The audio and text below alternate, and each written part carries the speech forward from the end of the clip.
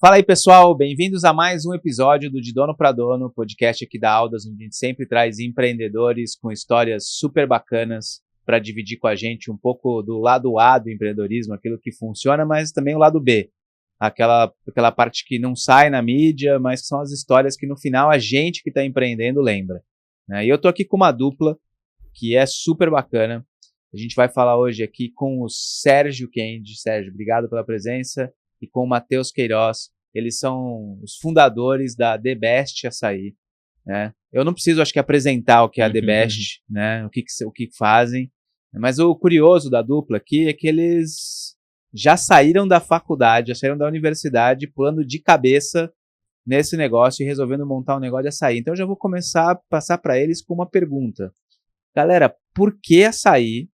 E da onde surgiu essa ideia de, cara, pular fora da faculdade de engenharia, terminar e já fazer esse negócio? Já se conheciam, já faziam coisas juntos? Como é que é isso? Bom, primeiro, obrigado aí, Juliano, pelo espaço, a gente poder contar um pouquinho da nossa história.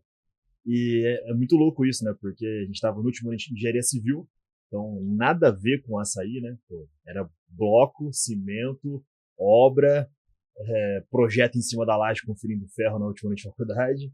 E aí, de repente, o negócio de açaí, né? Da onde veio isso, né? Mas foi uma visita que eu tava na minha cidade natal, que era Marília. E aí eu conheci uma loja no sistema self-service. E eu entrei na loja, consumi um produto ali rápido, prático. Falei, cara, que negócio legal. Nunca tinha visto isso, uma loja self-service de açaí. E fui na casa do meu pai almoçar. Quando eu cheguei na casa do meu pai para almoçar, comentei com ele da loja. E ele falou, por que você não monta uma franquia desses caras? Eles estão querendo montar, estão querendo crescer e pensam lá em Londrina. Aí eu virei pro meu pai assim, né, molecão de tudo, falei, mas vou montar a franquia deles por quê? Sendo que eles compram e revendem uma sede fora, a loja nem achei tão legal assim e a gente consegue fazer melhor. Aí ele virou e falou, então já que você é o bonzão, vai lá e faz. Vai lá e faz, então. E aí eu vim com isso de Marília pra Londrina, comecei a ligar pro monte, aí o primeiro que eu liguei foi pro Queiroz. Na hora que eu falei pra ele, assim, eu me lembro muito bem, assim, a gente tava no Skype, né? Antigamente o Skype era bem comum, Era bem comum. A gente tava no Skype e aí eu falei, tô com uma ideia de um negócio aqui de açaí, cara. Que não tem aqui em Londrina, vai bombar. Ele sempre conta a história da mesma ênfase, tá? E aí ele pegou e falou assim... Isso em 2017. 2017. Isso aí deveria ser, sei lá, outubro. Julho. Não, a gente inaugurou em novembro, né? Acho que não foi. Acho que foi tipo outubro, cara. Foi muito rápido. Mas foi meados de novembro, aí, assim, né? E aí que a gente inaugurou lá de novembro. Então acho que foi talvez setembro, outubro, não sei, algo assim. E aí ele falou, cara, açaí, velho. Açaí já foi, já passou o hype disso. Porque o açaí, a grande onda foi em 2013, assim, né? Sim. E aí ele falou, não, eu falei, não, cara, é diferente, é self-service. Cara, tô fora, isso aí nada a ver, não sei o que, porque precisava de dinheiro, né, pra alguém ser sócio e comprar ideia. Em Londrina já tinha um que bombava já, assim, acho que já passou, perdeu uma onda e tudo mais, enfim, mais ou menos isso. Aí ele pegou e desligou o Skype, eu falei, putz, vou ter que ir atrás de outro, né? Aí deu um dia e pouquinho, ele me ligou de volta, sabe aquela ideia que você falou pra mim lá? Porque ele sempre assim, na hora é não, passa um pouquinho, começa a pensar, sei lá o que acontece no chuveiro, não sei. Aí ele veio, sabe aquela ideia lá? Então, cara, eu acho que vai dar bom, sim. Acho que esse ponto que você achou aí, porque tinha até o ponto já. Eu cheguei já com a ideia, com o projeto do ponto. Cara, acho que esse ponto é muito bom, acho que vai funcionar, eu quero entrar. Tá. Aí a gente falou, bom, agora ainda tinha os dois, mas tem dinheiro. Não tenho. Como é que você vai? Vou pegar com a minha tia. Aí ele, não sei nem como é que foi a história com a sua tia, como é que foi isso. Então, lá no começo nós não tínhamos dinheiro, né?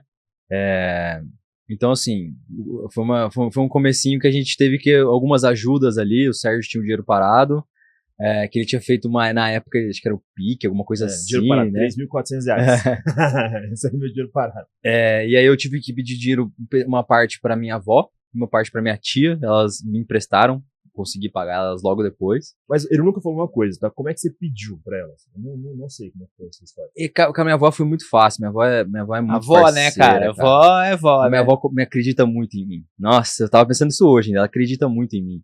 Então, assim, eu conversei com ela, vó, preciso disso, porque eu tô pensando em fazer um negócio. Assim, o risco é muito baixo. Se eu não conseguir, eu vou dar um jeito de trabalhar e devolver o dinheiro pra senhora, fácil, tranquilo, ela nem pensou. A minha tia, a conversa foi muito parecida, mas a minha tia um pouquinho mais desconfiada, queria entender um pouquinho mais o que era e tudo mais, mas mesmo assim confiou. Então, assim, foi relativamente tranquilo de convencer minha avó. Difícil mesmo é convencer meu pai. Esse era difícil, entendeu? Então, mas assim, entrei com, acho que, se eu não me engano, no final cada um conseguiu lá uns 5 mil reais. O outro sócio nosso que não tá aqui, o Bragato, conseguiu, não tinha dinheiro também, ele conseguiu, na época, a gente sempre fala isso, né, um financiamento do Nubank. Na época o Nubank liberava cartão de crédito para quase todo mundo com crédito.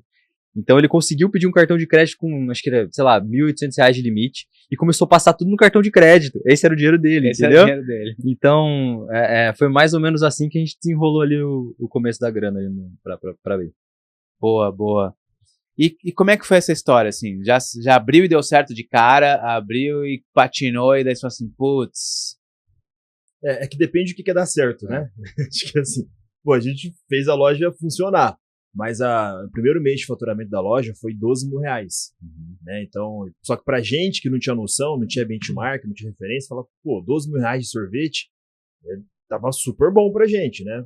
Mas hoje a gente fatura isso às vezes num dia de inauguração da loja, né? Então, aí depois, acho que o segundo mês foi uns 14, 15, não lembro. Não, o segundo mês também foi baixo, acho que foi mais ou menos uns 12, 13, assim, porque no final do ano, eu lembro exatamente do final do ano, do último dia do ano. Foi dezembro, Foi dezembro, trabalhei na loja, fiquei lá a noite inteira na loja, chovendo o dia inteiro, tinha vendido lá, tipo, R$ 14 no meu dia inteiro, entende?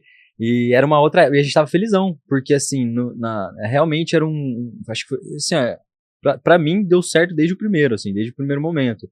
Por mais que não tenha faturado absurdo, aí a gente tinha alguns planinhos, já pegava uma grana, começava a colocar nisso, começava a colocar naquilo, as coisas começaram a andar muito rápido, por mais que o faturamento não era tão grande assim. Então, que a gente não tinha funcionário, né? Então, era só nós. Quem tava na operação era a gente, então todo o lucro era, na verdade, a receita que a gente descontava dos custos do produto, sobrava pra gente uns 6, 7 mil reais ali. Só que não era lucro, né? Era só a margem de contribuição pura ali, na verdade, ali, né? Sim. Que a gente usava pra pagar o aluguel e o que sobrava a gente comprava o produto. Então, só que era um ponto, essa primeira loja, ela era na rua da faculdade.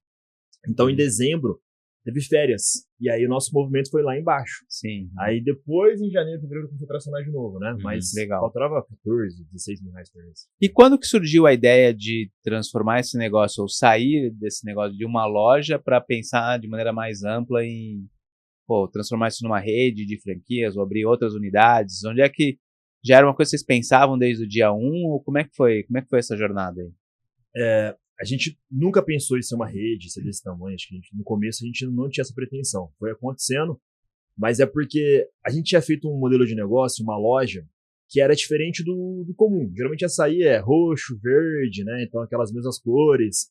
Aquela loja que você quer entrar e meio que sair correndo, um negócio que não é muito agradável. E a gente meio que idealizou uma loja diferente. A gente se inspirava, sei lá, em hamburgueria, que tava no auge na época. Então a gente fez um modelo um pouquinho diferente de loja de arquitetura. E o pessoal ia na loja e falava, é franquia? Começava a perguntar. Porque viu o negocinho mais organizado.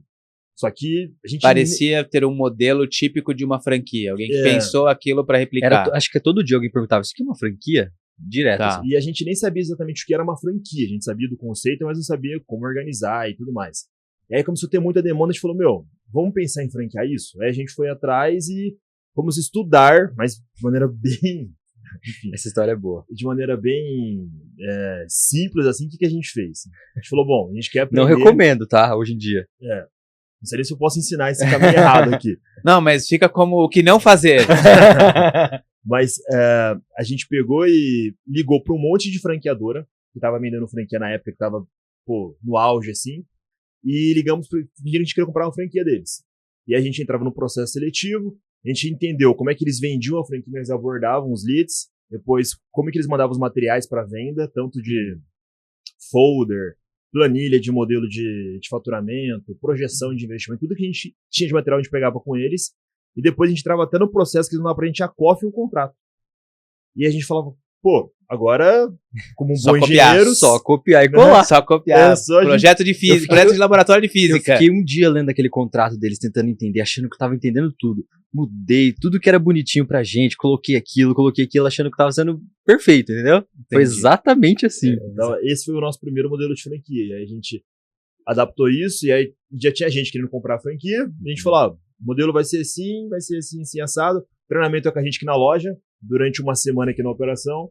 Começamos assim a primeira franquia e vendemos. Aí esse franqueado hoje tem 6 unidades.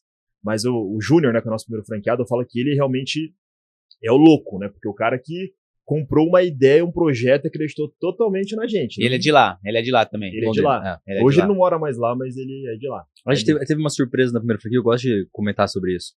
Lembra que a gente falou que no auge nosso, a gente vendeu na nossa loja, se não me engano, 30 mil reais. A gente inaugurou a primeira loja dele, o primeiro franqueado, vendendo mais de 60 mil. No primeiro mês. No primeiro mês. Aí a gente falou assim, meu Deus, você acha que tá fazendo certo? A gente começou a se perguntar, o franqueado tá vendendo mais do que a gente já na primeira, entendeu? Então, assim, a gente deu assim, uma dorzinha de cotovelo muito grande na época, porque ele vendia o dobro que a gente, sabe? A gente falou, cara, como assim? A gente vendeu pra ele uma franquia na cidade onde a gente tá, e ele pegou o negócio, copiou e colou, e, cara, tá vendendo o dobro que a gente, o cara tá ganhando mais dinheiro do que a gente. E aí, enfim, mas a gente foi entendendo o que estava acontecendo, e acho que foi uma primeira disrupção do nosso modelo. A gente antes tinha uma visão que a nossa loja tinha que ser uma loja pequenininha, com custo baixo e faturamento constante ali. Com ele, a gente entendeu que o modelo de negócio nosso era final de semana, domingo necessariamente. Aí a gente viu que nosso negócio era uma loja maior, com mais meses, para domingo faturar às vezes 5 vezes por dia no dia de semana. Aí a gente começou meio que replicar o modelo da loja dele para as demais lojas e mudou tudo. Aí o faturamento começou a subir. E daí vocês falaram assim, não interessa que eu vou ter dias de alto faturamento e dias de baixo faturamento, porque no final das contas o que interessa é o agregado do período. E na época antes, a gente abriu no domingo, sei lá, 3 horas da tarde, fechava 6 horas da tarde. Ficava 3 horas aberto praticamente.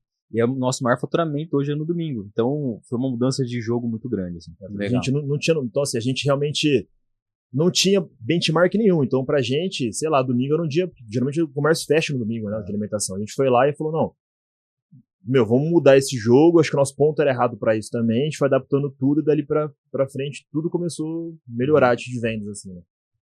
Muito legal. E turma, hoje o grupo.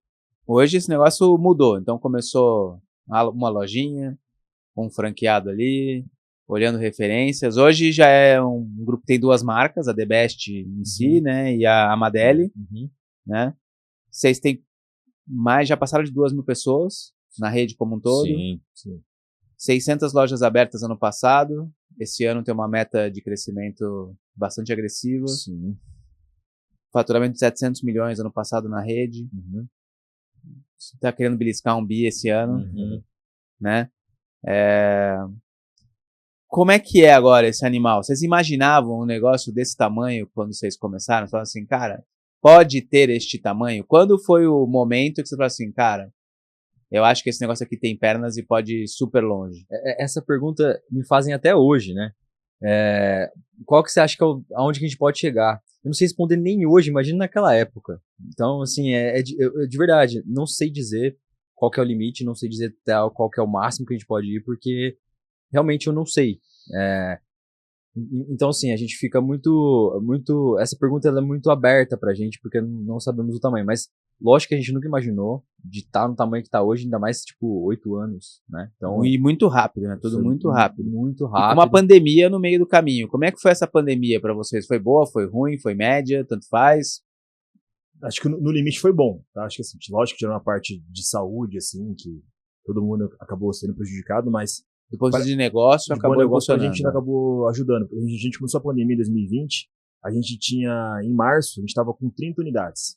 Quando a gente chegou no dezembro de 2020, estava com 70 unidades. Então, imagina, a gente mais que triplicou a rede no ano de pandemia, né? Então, acho que a gente soube aproveitar ali os recursos que tinha, os auxílios que tinha do governo. Então, a gente teve que adaptar nosso negócio também. Porque antes, imagina, é sempre self-service, aí de repente não podia nem entrar na loja mais. Então, a gente inaugurava a loja na pandemia. A gente saía em matéria de jornal, que loja ia sair aglomerava. E, cara, teve um monte de história. Mas a gente teve que adaptar a nossa loja para ser meio que um take-away, da galera pegar e sair, levar, não ter consumo local. Delivery também, a gente foi uma das primeiras marcas do Brasil a fazer delivery de açaí, que sempre derrete, né, enfim.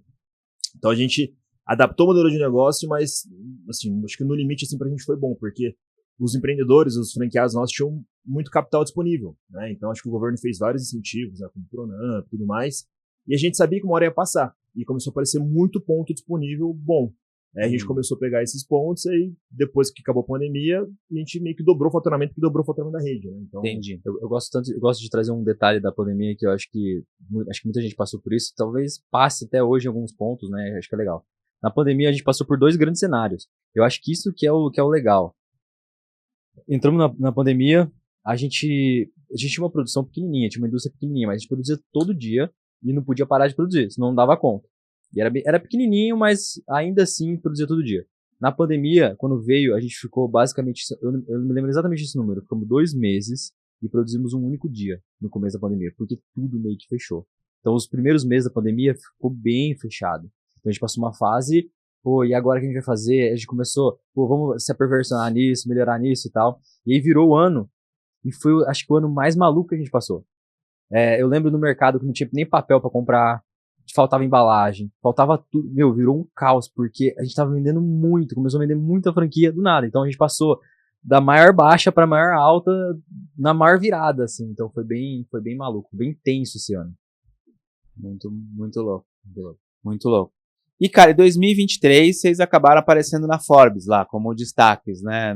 No Under 30 lá. O que isso mudou? Muda alguma coisa? Ajuda de algum jeito? Assim, ajuda a dar visibilidade? Ajuda o pessoal a procurar mais? Como é que foi esse negócio aí? Sim, acho que existem alguns prêmios, né, alguns marcos da história que vai trazendo cada vez mais relevância para a marca, né? Acho que isso aqui, até então a gente ganhava muito prêmio como negócio. Sei lá, a gente ganhou melhores franquias do ano, a gente foi, sei lá, bateu 100 unidades, 200 unidades. Quando a gente virou o Under 30, acho que a gente ganhou uma relevância como sócios assim, muito grande. Pô, de repente, os fornecedores falavam com a gente totalmente diferente. Do nada, parece que a gente virou um astro e não era mais as mesmas pessoas que estavam ali antes. A galera da empresa começou a tratar a gente diferente. Então, acho que dá um brilhozinho a mais super importante. Lógico que é um prêmio só, mas acho que isso acaba trazendo um pouquinho da relevância, que é o que a gente construiu, que é a história, pô, os 8 anos, né, enfim. Ele comentando que, pô, ele não sabe onde a gente vai chegar, né? Porque realmente, acho que o teto que realmente não tem um limite. A gente sabe que, pô, no Brasil a gente vai ter mais de 3 mil lojas, provavelmente, né, mas vai ter loja pra fora e tudo mais. Só que a gente não sabe o limite ali que a gente vai chegar. Acho que é só a tampa que a gente não sabe onde é a tampa, né? Então, acho que isso pode virar 20 mil, 30 mil, enfim. Pode ser um próximo McDonald's com certeza, assim, né? E o Under 30, ele meio que colocou a gente nesse local, assim, tipo, jovens, promissores, primeiros de Londrina, primeiros da categoria açaí sorvetes. Então, acho que mudou muito. Acho que a imprensa também, PR, assim, a gente começou a sair mais relevante ainda. A gente sempre tinha a história que é o seguinte: jovens engenheiros começam o negócio com 15 mil reais e faturam, sei lá, 400 milhões em 2023, né? Então tinha essa historinha. De repente virou Under 30, não sei o que, da Forbes. Então acho que muda o cenário, assim, de maneira geral, né? Legal. Acho que muda, acho que ajuda a atrair também pessoas boas para a empresa, pessoas que querem trabalhar do nosso lado. Acho que esse, para mim, é um dos maiores trunfos que a gente tem, porque cara, a gente boa muda o jogo, então fica mais fácil pra gente conseguir atrair pessoas que querem trabalhar com a gente. Acho que essa é a maior carta. Mas no final do dia, independente do título, o trabalho ainda é pesado de qualquer jeito, né? Então, eu gosto de deixar isso bem claro também, né? Independente de qualquer título ali, acho que o modus operandi não mudou muito, entendeu? A gente ainda continua fazendo muita coisa e não para de fazer as coisas. Eu acho que isso que é bom deixar claro também. Legal. E turma, e como é que foi assim? Puta, tudo muito rápido tá acontecendo pra vocês. 17 para 24. E nessa velocidade toda, tendo que fazer coisas, também tem que aprender sobre o que é essa história de empreender, gestão. Como é que foi isso pra vocês? Como é que tá sendo isso pra vocês? Porque a gente vai aprendendo o tempo inteiro. Vocês foram estudando coisa, foi meio que dando cabeçada, foi copiando de outros, como vocês fizeram com o modelo de franquia, foi trazendo gente boa perto, um pouco de cada coisa. Como é que foi isso? Meu, acho que uma coisa que nós temos, assim, os três, acho que um pouco do que o Queiroz falou antes, vale para essa resposta também. Mas acho que isso é muito do nosso espírito de ser realmente humilde, assim, sabe? Na questão do aprendizado, de buscar referência, pô, eu lembro que a gente virou Forbes Under 30, a gente não comemorou, assim, não foi fazer uma festa. Pô, a gente não é desses, assim, a gente ia ser, pô, ganhou hoje, amanhã continua tudo de novo, segue o jogo, enfim. Mas até um defeito nosso isso de comemorar poucas coisas.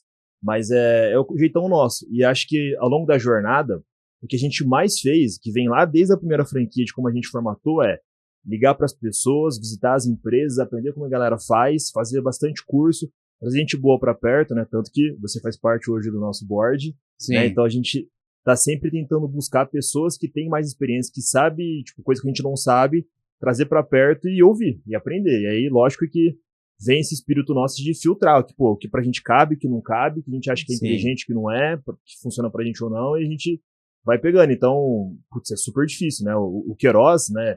Ele não sabia nem programar, ele é engenheiro, mas ele não sabia programar. Ele criou um sistema do zero, que é um PDV hoje na nossa loja, que lança todas as vendas, tem um aplicativo próprio.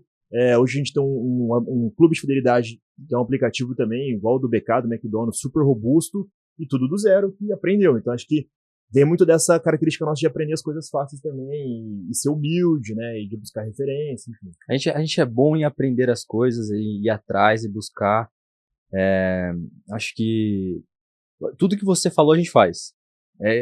Tudo que você falou. Aprender com os outros, aprender lendo, aprendendo ouvindo podcast, conversando com as pessoas. Acho que tudo isso, um pouquinho de cada, é o que vai moldando a gente. Porque eu já me perguntei várias vezes, tá? Porque, querendo ou não, a gente tá 8 anos nessa estrada. Há 8 anos atrás, eu olho pra mim, eu não sabia absolutamente nada. Nada, assim. É bem diferente eu há 8 anos atrás, entende?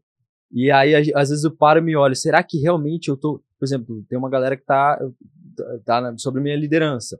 Será que eu tô sendo um bom líder para eles? Será que eu tô tá dando certo o que eu tô falando? Como é que eu posso ter essa referência? Aonde que eu vou buscar isso? Então isso fica me pegando um pouco. Então acho que essa busca faz a gente querer correr atrás. Pô, o que o concorrente tá fazendo também? O que a galera tá fazendo? Os livros e tal. Acho que isso que é o que mexe a gente, assim, sabe? Para todos os lados. Tanto para aprender, para poder liderar, para poder gerir, para poder lançar um marketing novo, né? E, enfim, a gente é muito, muito ligado nessas coisas. Legal. Curioso. Legal. E turma, a gente tá falando de um monte de coisa que deu certo, mas provavelmente algumas não deram tão certo assim. Sérgio, o que você lembra de uma história assim, fala assim, cara, isso aqui foi um limãozaço, isso aqui deu errado, essa aqui não teve conserto não. Depois você também, Matheus, o que vocês lembram assim que marcou? Putz, a gente já fez muita cagada já, tá? Acho que a gente fala vários aqui, mas tem uma que é super legal, mas eu não considero, não sei se é uma cagada assim, mas é uma coisa que foi um aprendizado e no limite fez o que a gente queria fazer, né? A gente tava querendo lançar um sabor novo. E aí, e esse sabor novo, ele era um pouco polêmico. A gente, assim, vou contar todo o storytelling, né? A gente tinha acabado de de comprar uma hamburgueria, e a gente tinha um projeto com ela também, depois acabou não dando certo. E a gente falou, bom, vamos fazer uma collab entre as duas marcas, né? E aí ia ter o dia do hambúrguer. E a gente falou, putz, dia do hambúrguer. Não, ia ter o dia do bacon. Dia do bacon. Dia do bacon. E a gente falou, cara, dia do bacon, hambúrguer, sorvete, the best. Cara, é isso. Vamos fazer o seguinte. Vamos lançar um sorvete de bacon. Nossa. Aí a gente foi lá e lançou um sorvete de chocobacon. Chocobacon. Era chocolate, que falou, pô, o brasileiro ama chocolate, e bacon, o brasileiro ama bacon. Cara, vai ser perfeito, a galera vai pirar, né? Enfim, vai ser um negócio no mínimo genial.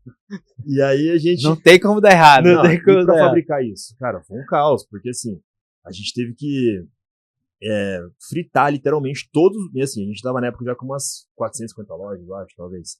E a gente teve que realmente fritar, acho que deu mais de 100 quilos de bacon que a gente fritou assim, ó. E uma porrada, e ficou 7 dias fritando bacon pra jogar dentro de sorvete. Só que teve vários processos errados ali, enfim, assim, deu certo, fritamos o bacon, colocamos na caixa, vendemos o sorvete. Os franqueados odiaram o sorvete, a galera provava, falava, meu, o que é isso? E aí eu lembro de uma história, me marcou, que eu falei, nossa, acho que a gente errou feio nesse sabor aqui. Eu tava na loja no dia, a gente acabou de inaugurar uma loja nossa própria, em Londrina, e eu fui no domingo trabalhar na loja, eu queria saber como é que era a loja, a operação. Aí eu tava lá na operação, e aí de repente ligou uma cliente na loja reclamando assim, oi, acabei de sair daí, e meu, tem alguma coisa errada aí com o sorvete de vocês de chocolate.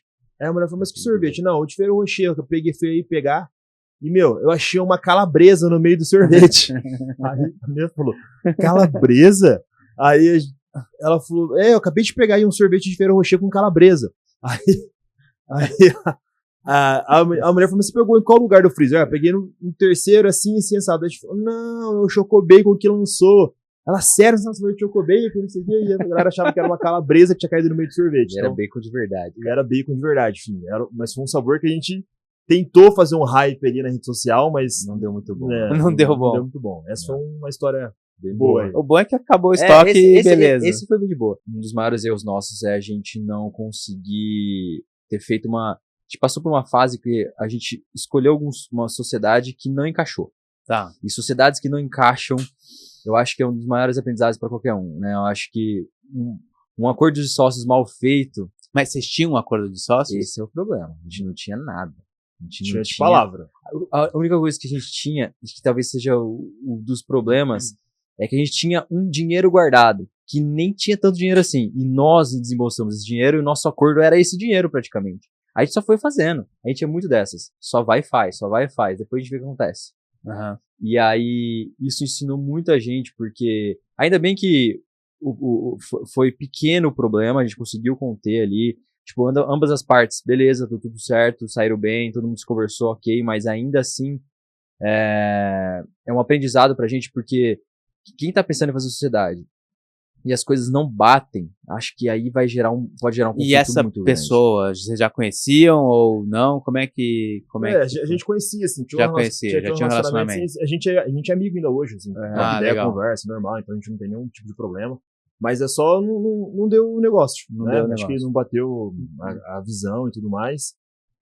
Só que acho que o erro nosso foi a gente não ter combinado as coisas, não ter, pelo menos, fosse uma coisa simples, mas um acordinho de como que era a saída de ambos os lados da sociedade, ou do que eram os entregáveis de cada um, enfim, ou de ter combinado possíveis earnouts para os empreendedores que iam puxar o negócio, enfim. Então, a gente não combinou, só apalavrou, vamos fazer um negócio, a gente vai investir isso, a gente vai fazer assim. E erramos, né? Empurramos com a barriga, não fizemos acordo de sócio, perdemos dinheiro e demorou. Acho que a gente perdeu oportunidades. E às vezes não é nem tanto pelo dinheiro, né? Às vezes é pelo volume de energia, pela Muita quantidade energia. de tempo que você gasta, né? Que às vezes é mais... te afeta mais do que o dinheiro em si. Dinheiro, se resolve com dinheiro, tudo bem. No final das contas, você dá um jeito, resolve e boas, né? É que essa história é quase padrão, né? Acho que muito empreendedor que já passou por aí deve ter passado, problema de sociedade. Ele é comum, mas até você viver ele de verdade, ele é mais comum do que parece. Então, realmente, tomem cuidado, assim. É um negócio que atrapalha, acontece. Boa. E, turma, hoje são, né, se a gente pegar aí, sei lá, devem ser 600 lojas, quantos franqueados são? Porque tem muita gente que é multiloja, né? Uns 400, 500. Como é que é gerenciar essa galera? Porque você falou de sócio, e o franqueado não deixa de ser um sócio, né? E aí você tem 400 sócios. Como é que é gerir essa turma? Então, hoje a gente está com 721 lojas. 721 lojas. Subiu 120 aí. Boa.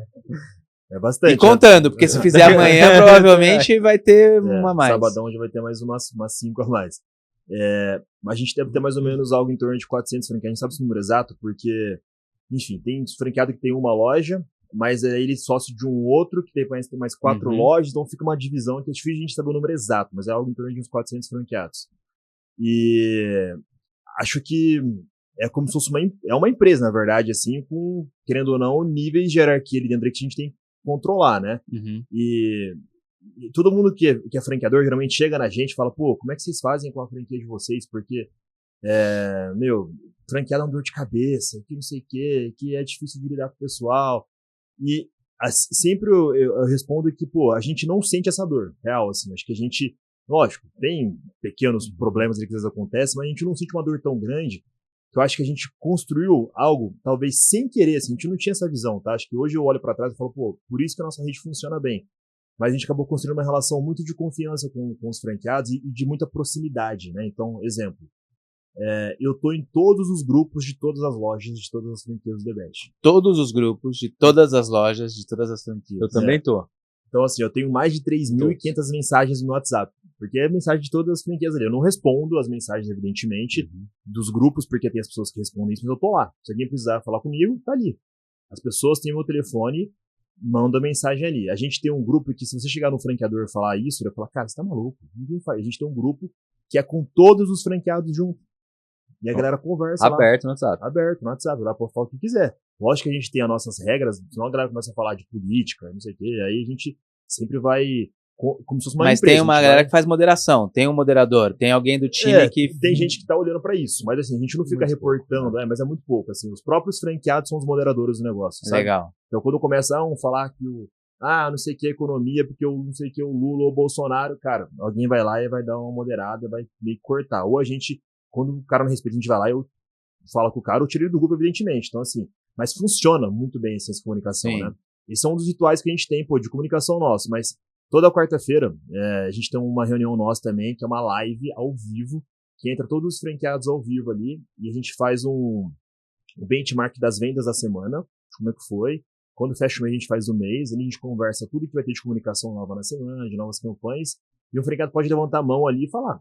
É quase que um all hands com os franqueados. Exatamente. Toda semana. Isso Toda já semana. acontece, isso começou a acontecer na pandemia, porque a gente precisava criar um comitê assim, de crise, mas a gente tinha 30 lojas, né?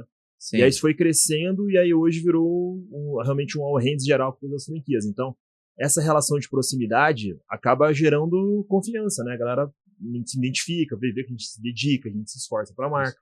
O Queiroz faz uma reunião toda sexta-feira com os franqueados agora só sobre financeiro. Ele que faz, né? A gente poderia pegar um cara do nosso financeiro e fazer uma live. Não, mas por que ele faz? Porque cria relacionamento. Sim. A gente faz o treinamento de franqueados que dura 3 dias. É quarta, quinta e sexta.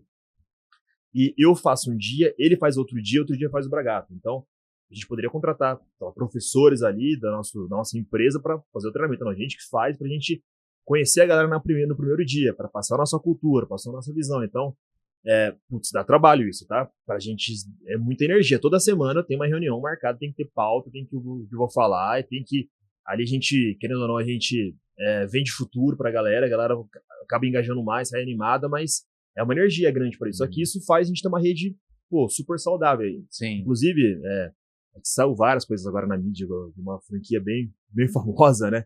Mas, enfim, a gente se espera muito, inclusive, neles ainda, tipo, de movimento, de tamanho de mercado, mas quando saem matérias da gente na imprensa, é muito louco que, às vezes tem gente que fala assim, pô, é mentira que a açaí fatura tudo isso, a galera começa a ter os haters, né? A açaí não vende tudo isso, que isso é mentira, que não sei o que e tudo mais. E a gente vê os franqueados nossos respondendo a galera, falando, não é mentira, eu faturo X mil, tá aqui, se quiser vir visitar minha loja aqui na cidade tal. Assim, uma galera meio que brigando com os haters, sabe? Defendendo a marca. Então, acho que isso cria um pouco da cultura nossa, assim, né? De como que é lá dentro. Acho que, então, pô, é difícil, lógico que é difícil, mas acho que é difícil muito mais ser consistente do que realmente lidar com o pessoal, porque acabou virando isso, né? Não, muito legal. E, Matheus, como é que vocês fazem para se organizar daí? Porque, assim, ó, o que vocês estão dizendo aqui é que tem atividades supostamente operacionais que vocês continuam fazendo porque vocês julgam atividades de super alto impacto. Então, assim, ó, a gente julga que é uma atividade... Por outro lado, o negócio vai ficando grande, existe aquela necessidade de sair um pouco do operacional do dia a dia e mais para o tático, para o estratégico. Como é que vocês conseguem dosar essas coisas do operacional, tático, estratégico e como é que vocês se dividem lá dentro em termos de atividades? Vocês três, né, e o time? Acho que hoje a gente se divide muito bem. Nós três, acho que cada um faz aquilo que acho que tá melhor de fazer, né? Hoje eu cuido muito parte de back-office e tecnologia, fico muito nisso, RH, financeiro, enfim. O Sérgio vendas, marketing, na veia ali com ele. E o Bragato hoje é o cara nosso dos produtos, indústria, Sim. suprimentos e tudo mais. Então, a gente se dividiu muito bem nisso. E, é um desafio, tá? Tem muita gente que fala assim, vai só pro estratégico, vai só pro estratégico. Eu praticamente não acredito nisso. Eu também não. É complexo. Mas também eu não acredito no cara que fica só na operação. Sim. Sabe? Tipo, a pessoa quer ficar ali jogando o jogo o tempo inteiro e não olha pro jogo, não sai pra fora, tenta entender o que tá acontecendo. Também eu não sou muito a favor, sabe? Pra quem tá cada vez mais subindo os cargos de liderança, enfim. Mas eu acho que o difícil é a gente conseguir equilibrar um pouco disso. O que eu geralmente faço bastante, né? Pelo menos no meu caso. Eu tento muito, assim, ó, o que eu acho que vira uma gestão bem estratégica e eu acabo entrando em operação, né? A gente tem sempre nossas reuniões importantes, a weekly que a gente faz com todos os heads. Aí eu tenho as weeklies, eu tenho meu weekly semanal ali, que eu faço tipo one-on-one com todas as pessoas que estão lideradas comigo, alinho todas as pautas. Então, pra mim isso é quase que operacional, sabe? É fazer isso toda semana religiosamente. Então fica fácil pra mim. E você já criou uma recorrência, assim, tipo, segunda-feira é o dia dessas reuniões, ou Sim, X? pra mim funciona dessa forma, senão não roda. Então, toda segunda-feira é fechado pra isso. Tá. Terça-feira é fechado pra nós três. A gente fecha a terça-feira, nós três, a gente fala sobre vendas, a gente tá falando sobre financeiro, sobre RH, são os setores mais importantes. Toda terça. E a gente senta e sobe um monte de assunto que precisa falar. Às vezes tem um negocinho que é pequenininho, mas a gente traz pra roda, resolve rápido e fala. Então toda terça-feira a gente faz religiosamente isso. E aí, daí pra frente, a gente começa a ir um pouquinho mais e, pô, eu vou nos setores, troco uma ideia, eu vou na indústria, vejo o que tá acontecendo, saio um pouco e vou talvez um pouquinho mais pra estratégico e tudo mais. E aí, na sexta-feira, pô, franqueado, eu acho que o que o Sérgio trouxe é muito importante. O que muda muito o nosso jogo é que a gente pula muito na trincheira, a gente tá muito junto com eles, e eles sentem isso. A partir do momento que a gente começar a sair um pouco, eles até sentem, cadê vocês, tudo mais e tal. Então, assim, eu acho que isso muda bastante o jogo. Então, esse operacional mesmo, raiz de fazer, lá com os franqueados, gera um impacto muito grande. Eu acho que é isso. Acho que tem que saber dosar. Às vezes, colocar um operacional para você entender o que está acontecendo, um operacional que tem grande impacto, e eu acho que o restante é mais estratégico. Acho que essa é a ideia. E acho que vai de cada setor também que participa, né? Que nem, como eu cuido mais de loja e tudo mais, pô, né, eu tento colocar na minha agenda que na quinta-feira eu quero ir para as lojas, eu quero ir numa loja, pelo menos diferente ali, visitar a cozinha, visitar a operação, ver cliente consumindo, enfim, tentar sair um pouco, porque senão a gente fica só escritório ou fábrica, e a gente acaba não tendo a visão da ponta, que é o cliente final. Pô, às vezes você vê lá um produto, como é que você descobriu a gente acabou de lançar o Wave, como é que a pessoa descobriu? Chegou no cliente e nos pergunta, por onde você viu? Ah, eu vi por um influencer, tá? Mas qual? Ah, foi por essa daqui. Então a gente vai... Essas perguntas, essas coisas de estar mais na ponta, também acho que é super importante. Meu desejo era poder ficar, às vezes, sei lá, 2 semanas só rodando loja, só no Brasil inteiro, assim, sabe? Tipo, ficar viajando, mas... Ele gosta mesmo, tá? Ele gosta mas mesmo. eu preciso de um avião primeiro pra liberar, pra mim conseguir rodar, porque senão... E se bobear, não dá pra fazer todas as 2 semanas também, não. Não dá. Nem com avião. Porque tem lugar que a gente não conhece, real, assim. Antes a gente... Todo final de semana eu inaugurava uma loja. E eu ia em todas as inaugurações diferentes. Qual é a loja no lugar mais longe, mais curioso, mais... Que eu já fui ou que a gente inaugurou loja? Vocês inauguraram? Putz. Lucas do Rio Verde, eu acho. É a mais longe. Não, é mais longe, assim, mas não é curioso, assim. Não, Lucas do Rio Verde é mais longe. É pra gente, né? É porque a gente tá muito no sul. Aí Sim. Lucas do Rio Verde é mais de 2.000 quilômetros de mas tem distância. uma loja que é tão longe quanto essa, só que é pra baixo. Uruguaiana. Rio Grande do Sul. Uruguaiana. É lá na divisa com o Chile, né? É com o Chile? Chile? É tipo isso, Uruguai, né? Putz, agora eu sou ruim disso aí, mas é na divisa com um país lá embaixo. Lá não sei se... Não é Argentina, acho que é ou Uruguai, acho que é Uruguai. Chile é mais pro meio, né? E também tem Encarnação, que é longe, lá do outro lado, pra esquerda. Inaugurar loja no Paraguai. Mas as cidades mais malucas, assim, que eu ia, assim, que era muito diferente pra minha realidade, era interior de Mato Grosso do Sul, assim. Pegava umas realidades bem diferentes, né? Acho que essas coisas que vai construindo muito, porque a gente fica achando que, sei lá, o nosso negócio é só Londrina, ou São Paulo, ou Curitiba, ou, sei lá, Blumenau. Cidades grandes. Mas aí você chega numa cidade que, a galera vai na loja descalço. Verdade. Aí é outra realidade. E com dinheiro, tá? Com poder aquisitivo alto. Tem loja com cidade de 15 mil habitantes. Então, a galera é acostumada a sair na rua de bicicleta. O meio de locomoção da galera é bicicleta. E andar descalço. Normal. E aí, é outra realidade. O Brasil é muito grande, né? Então, acho que... aí como a gente comunica, né, pra essa galera diferente, como a gente cria diferencial também, como a gente olha para sei lá, em Goiás é muito comum ter sorvete de pequi, né, mas a gente não quer lançar isso aí na rede porque não combina, mas a galera fica pedindo, então acho que essas coisas que a gente vai aprendendo, E tem sabores regionais? Não, essa é uma, eu sei que essa é uma discussão interna relevante aí, mas... Então, a gente, por incrível que pareça, a gente já teve há muito tempo atrás, teve, que mais? Como é que é? Macãs, tem uns sabores meio diferentes. Mas que é mais do norte isso, né? É tipo um maracujá, mas não é maracujá, é outro nome. Então a gente já teve, mas assim, não é um negócio que pega, assim, sabe? Então é mais difícil. Só que assim, antes a gente não tinha tanta loja espalhada assim nas extremidades. Aí hoje minha briga principalmente com eles, só que eu entendo que a gente tem, não é só porque a gente não quer lançar um sabor, porque realmente, pra gente lançar um sabor novo a mais no mix, a gente tem que ter um estoque muito maior disso, tem que ter volume de venda pra isso. Então, a minha briga a gente precisa criar volume pra isso, mas tem que lançar alguns sabores que é só pra algumas regiões. Acho que se a gente não conversar regional, acho que a gente nunca vai ser tão relevante local ali, sabe? Acho que a gente vai ficar sempre com uma marca legal, mas não conversa com o público final ali daquela região. Então, acho que tem que ter. A gente vai chegar nesse nível. Então, estamos no caminho pra tentar conseguir equilibrar os pratinhos, né? Porque pegar um regional com uma escala nacional é muito difícil, sabe? Sim. Pegar a cadeia de suprimentos inteira, entender isso e tudo mais. Legal. E turma, a gente falou muito da história até aqui, né? E quando olha para frente, assim, o que vocês imaginam como expansão? A expansão ela é baseada em produto, ela é baseada em segmento, ela é baseada em geografia, é um pouco de cada coisa. Como é que vocês veem o para frente?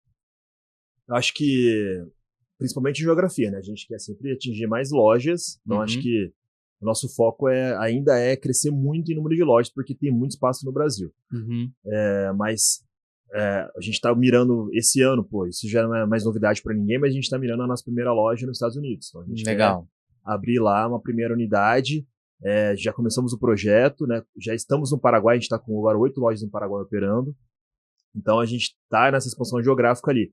Só que ao mesmo tempo a gente está tentando muito olhar para o nosso negócio e pensar, o que a gente pode lançar de produtos que saiam só do açaí, do sorvete, pra gente aumentar um pouco esse ticket médio em cima de cada cliente que a gente tem, aumentar a recorrência, criar mais experiências, criar mais marca. Então a gente tentando criar mais comunidade. Então acho que tem muito espaço pra gente construir. A gente tá no começo e nossa, dá pra gente fazer muita coisa, né, que a gente tem ideia, assim, sabe? Mas eu acho que a gente tava tendo uma conversa esses dias aqui, e é bem legal quando o Sérgio traz isso, enfim. Mas eu acho que uma expansão grande que a gente tá forte agora é mais do que geográfica, mais do que produto, eu acho que a gente tá em expansão de marca, sabe? Eu acho que esse que é o grande, eu acho que a gente discute bastante sobre isso. Precisamos de entrar um pouco mais aqui, um pouco mais ali, a gente entrou agora, tá basicamente bem mais estabelecido em São Paulo agora, demorou um pouco, então assim, a gente é muito grande, mas agora tá na hora de a gente talvez expandir mais marca do que própria geográfico, entende? Talvez os Estados Unidos seja muito forte para isso. Que a gente veio comendo pelas beiradas, né? Essa é a verdade. Então a gente foi pegando o Brasil assim, pegando o interior, crescendo onde era mais fácil, e agora a gente tá chegando nas regiões que são mais concorridas. Então isso no começo não foi estratégico, mas depois começou a ser. Na hora que a gente entendeu o jogo, falou, a gente tá acertando por quê? Que a galera tá se ferrando e a gente tá acertando. Porque a gente tá pegando mercados que são oceanos azuis pra gente. A gente falou, vamos continuar assim, e depois que a gente estiver forte, a gente vai pro mercado vermelho. Então a gente tá entrando agora aqui no estado de São Paulo e começando a brigar com várias concorrências, né? Então, Rio de Janeiro também. Então a gente começou a criar mais marca, então acho que o foco nosso é como a gente faz pra nossa marca ser mais relevante do que as marcas que já estão no estado de São Paulo, sei lá, 15 a 20 anos. Então, vamos gastar mais grana, vamos ter que investir mais em mídia, colocar mais lojas para operar também, acho que fazer coisas melhores e maiores, né? Boa. A gente não falou muito aqui, mas você passou rapidamente, Sérgio, até, né, comentando que o Matheus foi lá e fez isso, né? A gente não fala muito de tecnologia associada ao negócio de vocês, mas tem bastante tecnologia por trás do negócio, desde, né, o que vocês fazem lá no ponto de venda, de como é que isso conecta com a indústria, como é que conecta com o planejamento de demanda, como é que é tecnologia no negócio de vocês? Tá. Desde o começo, né, a gente, desde o primeiro dia que a gente abriu a loja, a tecnologia teve com a gente ali, né, porque lá no comecinho a gente nunca comprou um sistema, eu sempre montei lá desde o começo, do jeito que dava. Por quê? Porque a gente podia fazer do nosso jeito, era mais rápido para atender o cliente, e toda vez que comprava um sistema sempre travava, dava aquele dor de cabeça, vou fazer um negócio mais rápido, porque daí a gente atende cliente rápido, ninguém enche o saco, sempre foi assim. Então, desde quando a gente começou foi isso, né, então um dos nossos valores, né, que a gente traz dentro da empresa, inovação não é uma escolha, é uma necessidade nossa. Então a gente precisa de inovar sempre, tá?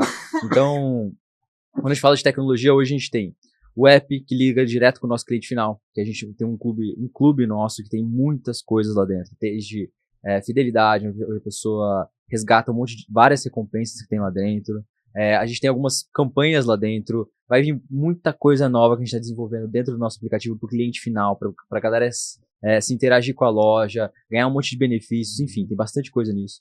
A gente tem também o app do franqueado, que a gente tem o franqueado ter acesso, o franqueado consegue conferir pedido, chega pedido, a gestão do franqueado fica muito fácil. A ideia nossa é basicamente o franqueado entrar no aplicativo, fazer o pedido, cai tudo na loja dele, confere pelo aplicativo, tudo ali dentro, tudo esquematizado. Se teve algum problema já, o próprio aplicativo faz. Então, tudo bem esquematizado. A gente lançou agora uma IA, nossa, muito legal. Vocês também estão na jornada da IA também? Sim, a gente criou uma IA lá com o atendimento do nosso franqueado. O franqueado, tem muitos franqueados, talvez ele acessando isso ficou mais rápido, a gente conseguir responder ele e tudo mais. E assim, ó, Juliano, deixa eu vender um pouquinho mais, tá? Porque assim, ó, ele é de TI, eu sou de vendas, então deixa eu vender melhor esse sistema aqui, tá? Porque assim, é muito... que ele até minimiza, às vezes, o sistema que ele criou, tá? Porque realmente é um negócio eu e meu time inteiro, tá? Tem bastante gente hoje. Sim. mas começou com ele ali o pontapé inicial, né? Então, isso eu falo que ele é o nosso Steve Jobs, assim, real, assim, porque ele realmente é o mais nerd, o mais inteligente dos três, e fez um negócio, cara, animal, assim. Todo mundo que vem visitar a nossa sede lá, quando vê o sistema, fala, cara, onde vocês compraram isso? Não, é nosso. De vocês? Não, é nosso, a gente que criou do zero. Mas como assim? Faz um pra mim também. Eu falei, cara, não, a gente não faz. Mas o que tem? Esse que ele falou do aplicativo, na verdade, é um CRM nosso. Então a gente lá tem todos os dados, frequência de consumo, se o cliente vai na segunda, se ele vai na quarta, se ele vai na segunda, quarta e sexta, quanto que ele gasta, quais sabores até que ele prefere, até que a gente consegue meio que traquear por alguns comportamentos dentro do app, quais recompensas que ele mais resgata, se é copo de 300, se é de 500, se é pote de 1 litro. Então a gente vira um grande banco de dados. A gente fez uma campanha super legal com base nesse CRM, que é o quê? A gente lançou uma das campanhas, a gente lançou a Páscoa e a gente fez os top 5 users do aplicativo ganhar um ovo de Páscoa. Então cada franqueado ligava pro cliente e falava, você é o cliente que mais consumiu aqui na loja, a gente quer te presentear com ovo de Páscoa montado do seu jeito aqui no The Best. Aí o cliente fala, cara, que legal, isso aqui é super especial, traz o cara pra loja, cria um relacionamento, enfim. O cliente quando chega no caixa hoje, quando você fala o seu CPF, já sai o seu nome lá, ou o seu nome. Pô, o Julian veio aqui. Aí eu falo, obrigado, Julian, fica à vontade. Aí eu, cara, como é que o cara sabe meu nome? Porque a gente traqueou isso de alguma maneira. Então a gente vai enriquecendo dados, passa para franqueado e vai testando coisas que funcionam ou não, né? Dentro do nosso sistema, o sistema nosso ficou tão robusto que, assim, o nosso sistema ele já faz para o franqueado uma DRE e agora uma DFC automática para o franqueado, desde que ele só lance algumas coisinhas lá dentro. Então, tudo que ele compra da fábrica, praticamente 99% dos produtos que ele usa na loja. Então, cai automático para ele lá dentro, não tem que lançar. Aí ele tem que lançar lá só custo de aluguel, folha e alguns itens a mais, e sai para ele um DRE já automático com o previsto do mês, versus realizado, mês a mês, com projeção, com meta, com vários indicadores.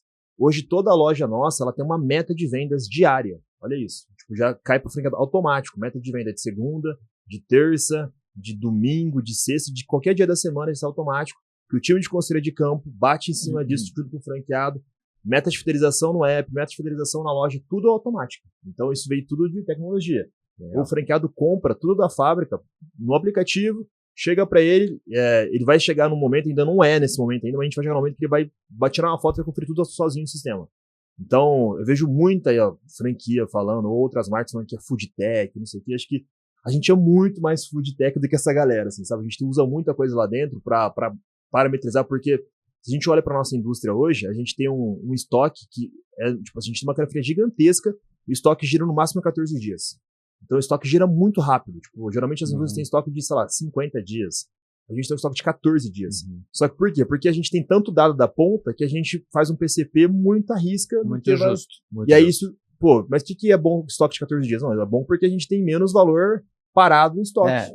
Opera com muito menos menos caixa. Freezer para comprar, menos energia para gastar, energia. um monte de coisa diferente. Então, tudo vira um ciclo de coisas que, cara, quanto mais informação tem, mais sabe usar isso, a gente acaba sendo mais eficiente. Então, a gente teve uma conversa, né, que você falou, pô, dá pra ter mais de caixa, que não sei o que e tudo mais. Mas isso é um pouco disso, né, porque a gente tem tanto dado na mão, a gente consegue saber meio que quase que exato quanto que vai vender a rede inteira esse mês. A gente erra sim. por 1%, 1% e meio. É muito cravado, assim, porque informação, né? É justo, né? Para quem chega de fora, e daí eu vou dar meu depoimento aqui, né? Numa das reuniões de conselho ali, a gente discutindo essa história de reserva de caixa e tal, eu falei assim, caramba, esses caras rodam super justo. Se der um soluço ali, vai ficar, né? E não, eles, não, mas a gente tem essa previsibilidade, a gente tem não sei o que. Eu falei, não, tudo bem, vocês estão confortáveis? Se vocês estão confortáveis, né? Mas pra quem olha de fora, assim, assim, rapaz, assim, vocês estão super eficientes, né? A calça tá apertada. A calça tá justinha, não dá pra aumentar, não dá pra ganhar peso. Porque se ganhar peso, vai ficar difícil de puxar esse botão. Mas quem vai na nossa indústria, cara, percebe que a gente é muito lean, cara. É muito lean, na indústria, muito lean, assim. Muito lean. Muito legal. Turma, a gente tá meio pros minutos finais aqui. Eu sei que vocês também têm algumas restrições aí de tempo. Vamos lá. Então, algumas perguntas rápidas aqui. Primeiro, eu sei que vocês recentemente, pessoalmente, se meteram as caras aí pra fazer o primeiro Iron Man. O que é mais difícil? Completar o Iron Man? Ou falar assim, ó, vou fazer um Iron Man por ano? Ou tocar The Best? O que é pior?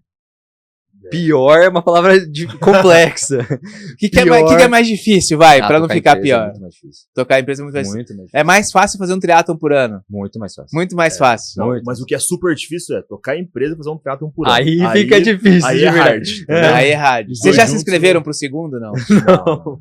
A gente fez o primeiro e... Calma. Minhas pernas tá doendo. Respirar um pouco ainda. A gente fez domingo É. passado. Cara, a gente inscreve pro próximo. Não, porque eu conheço um monte de gente que fala assim, nunca foi, daí quando foi já se inscreve pro próximo, porque tá ali adrenado e tal, e o então, cara eu já tô vai pra próxima. No meio da prova, assim, nunca mais faço isso. Fazendo a prova, nunca mais faço. Deu 2 dias depois. Quando que é a inscrição? Deu na quarta-feira, acabou a inscrição. Você acredita? Do outro Ainda ano. bem que acabou. Ainda bem que acabou. Ainda bem que acabou. Boa. E uma pergunta que eu faço sempre, vou ter que mudar a pergunta, porque a pergunta que eu faço sempre aqui pra turma é: se vocês voltassem pro eu de vocês 10 anos atrás, o que vocês diriam? Não dá pra perguntar isso pra vocês, começou o negócio há menos de 10 anos. Então, se vocês voltarem pro eu de vocês de 8 anos atrás, pra dar uma mensagem pra eles, o que vocês dariam de mensagem pra vocês mesmos 8 anos atrás? E se vocês pudessem deixar uma mensagem pra vocês abrirem daí 8 anos ou 10 anos, o que você deixaria de mensagem pra vocês? Cara, bom, vou começar pela primeira. Você fala do futuro. Não, cada um de vocês, passado e futuro, bora. Tá O que você deixa pro Sérgio do passado e pro Sérgio do futuro e o Matheus também? Pro Sérgio do passado, eu acho que... Porque eu sou um cara muito otimista, tá? Real, assim. A gente, assim, quase que os dois extremos, assim, né? Mas aí tem o Bragato fica no meio. Então... Mas... mesmo sendo muito otimista, por alguns momentos ele foi muito mais estratégico e mais inteligente do que eu lá no começo. Por quê? Acho que o meu otimismo não era o grande o suficiente para pensar grande. Eu acho que a gente errou muito no começo, sofreu muito por pensar pequeno, por não ter uma visão muito longo prazo. Então acho que eu falaria pro Sérgio do começo, pensa um pouquinho maior, um pouquinho não, um pocão maior, comece a planejar. Se esse negócio realmente vai ser muito grande, se você quer um negócio muito grande, comece a pensar como que vai ser isso lá na frente, porque a gente fez muita coisa errada por pensar só até onde enxergava ali, assim, sabe? Só em próximo ano. Nunca pensar uma visão de pelo menos 5 anos pra frente. Então, a gente errou muito lá atrás e ele, na época, ele trouxe muito disso. Falou, na hora que a gente chegou em 100 lojas, ele falou, a gente precisa pensar diferente, porque agora tô vendo que esse negócio não vai parar mais. E aí começou a provocar a gente pra pensar muito maior, né? E pro Sérgio do futuro, o que você deixaria de mensagem pra ele abrir? Nossa. Putz, eu não sei essa. Preciso pensar. Tá, então eu vou falar o meu do pensar. passado. Eu acho que puxando um gancho seu, uma coisa que você tem muito, eu demorei muito pra aprender. Hoje eu acho que eu consigo me sair bem nisso. Falaria pra mim, tenha mais confiança. Tenha mais confiança no que você fala, no que você acredita. Acho que isso é uma coisa que o Sérgio tem muito, sempre teve. E eu sempre fui uma pessoa que sempre tive pouco disso sobre mim, entende? Então, acho que faltou um pouco disso, um pouco mais de confiança, sabe? Não é nem coragem, tá? Coragem eu tenho, aquele doido, eu sempre fui, mas confiança de acreditar em mim, assim, acho que faltou um pouquinho, acho que essa que era a principal dica que eu daria. E pro futuro, se eu pudesse dar uma dica, assim, não é nem uma dica, eu falaria um alerta. Crescimento dói, tá? Esteja preparado. A coisa que mais dói de tudo é crescer. Você quer crescer mesmo? Você quer crescer mais? Quer continuar crescendo mais? Você quer mesmo? Assim, é isso. Esse crescimento é o que mais dói de tudo. É recompensador, mas dói. Muito. Boa.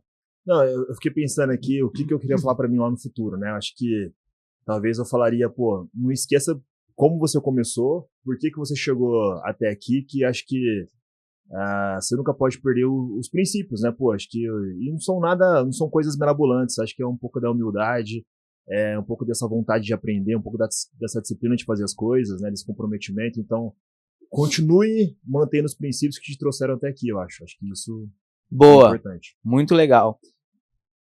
Turma, quem quiser conhecer mais sobre vocês, onde que encontra vocês pessoalmente, mais sobre o grupo, como é que faz para acompanhar vocês, tanto o pessoal como o grupo The Best? Legal. Bom, o da marca primeiro, né, é o @TheBestAçaíOficial. A gente é o maior Instagram do mundo de açaí, então tem mais de 1.200.000 seguidores lá.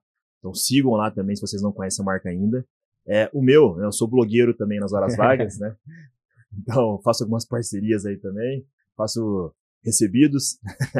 Mas é o @SérgioKendio, então posto bastante coisa lá da rotina do triatlon, da empresa também, às vezes aparece o Queiroz dormindo, enfim, então tem coisas legais lá, me sigam. Boa. Eu não sou muito blogueiro igual o Sérgio não, mas pra quem quiser seguir lá é @MatheusQueirozMartini, só seguir lá e acompanhar um pouquinho do que a gente faz. Legal.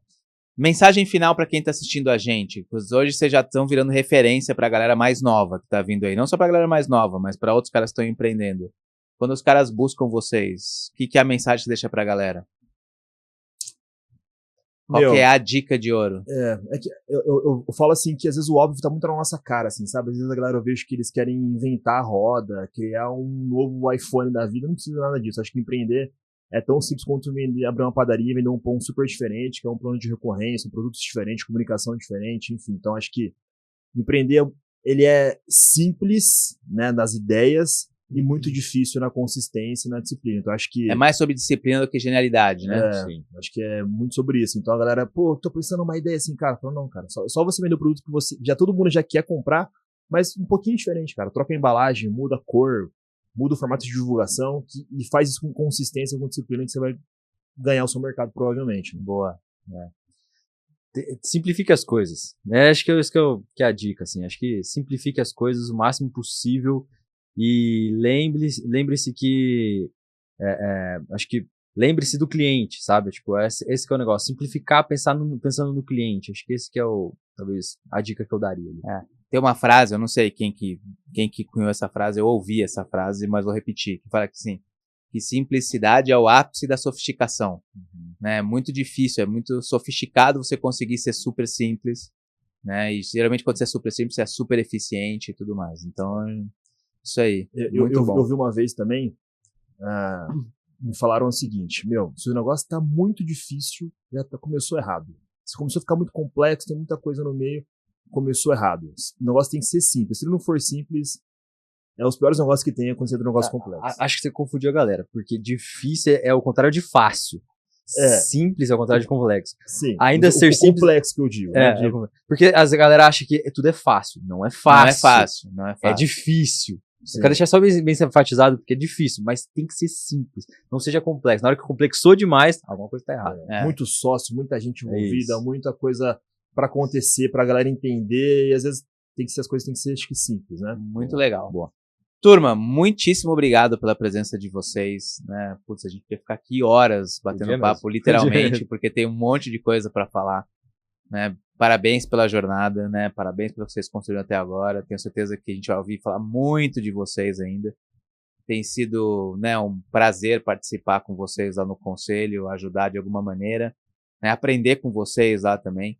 Né? E uma coisa muito legal dessa dupla aqui é que eles perguntam as coisas pra gente no conselho, mas não é porque a gente fala que eles acreditam, não. Eles botam a gente no maçarico pro porquê, até se convencer, e às vezes não se convencem e seguem a intuição deles, né? Então é muito legal ver vocês fazerem isso. Parabéns, obrigado pelo carinho aí, pela presença. Obrigado você, tá, Júnior? Obrigado de verdade. Eu agradeço pelo espaço aí, agradecer por você fazer parte do nosso conselho. Eu acho que você foi uma peça fundamental pra gente esse ano. Acho que a gente precisava de uma pessoa assim que fizesse parte também, que questionasse, que fosse... Eu sinto que você é quase como se fosse um pai dele, assim, sabe? Tipo, é o mesmo perfil, só que mais velho e mais experiente.